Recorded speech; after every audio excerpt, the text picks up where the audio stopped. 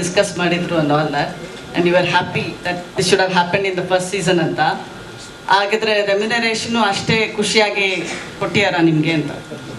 ನನ್ನ ತಟ್ಟೆಯಷ್ಟು ಅಗಲ ಇದೆಯೋ ನಾನು ಅಷ್ಟೇ ಊಟ ಮಾಡೋದು, ನನ್ನ ಯೋಗ್ಯತೆ ಇದೆ ಎಷ್ಟಿದೆಯೋ ಅಷ್ಟೇ ದುಡಿಯೋದು. ಸೊ ಈಗ ನನ್ನ ಯೋಗ್ಯತೆಯನ್ನು ನೀವು ಹೇಳಿ. So should be 10 times gold sir.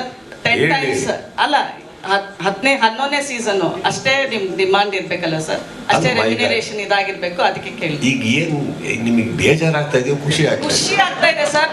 ನೀವು ಅದು ಎಷ್ಟು ಅಂದ್ರೆ ಹೇಳೋದ್ರೊಳಗೆ ಏನು ಅಂತ ಹೊಸ ಅಧ್ಯಾಯ ಫಸ್ಟ್ ಇಂದ ಸ್ಟಾರ್ಟ್ ಮಾಡ್ತಾ ಇದ್ದೀರಾ? ಫಸ್ಟ್ ರೆಮ್ಯುನರೇಷನ್ ಏನ್ ತಗೊಂಡ್ರ ಅದೇನಾ? One thing I tell you, this whole thing that ನಾನು ಈ ಸೀಸನ್ ಮಾಡಲ್ಲ ಅಂತ ಹೇಳಿದ್ದು definitely not because of payment. So just so you know, I am a very ethical person. ನಾನು ಅದರಲ್ಲೆಲ್ಲ ಏನಿಲ್ಲ. ನನಗೆ ಸುಸ್ತಾಗ್ತಾ ಇತ್ತು, ನನಗೆ ತುಂಬ ಟ್ರಾವೆಲ್ ಆಗ್ತಾ ಇತ್ತು. ಅದನ್ನು I just requested them. Other than that is absolutely nothing. And we should always understand that we all have a market. The region has a market. Everything has a market. And of course, ನನಗೆ ಏನು ದುಡಿಬೇಕು ಅಂತ ಇದ್ದೀನೋ ಅದನ್ನು 10 ವರ್ಷ ಇಲ್ಲಿ ತೊಗೊಂಡಿದ್ದೀನಿ, 28 ವರ್ಷ ಇಂಡಸ್ಟ್ರಿಯಲ್ಲಿ ತೊಗೊಂಡಿದ್ದೀನಿ, ನಾನು ಚೆನ್ನಾಗೇ ದುಡಿತಾ ಇರ್ತೀನಿ ತಾನೆ.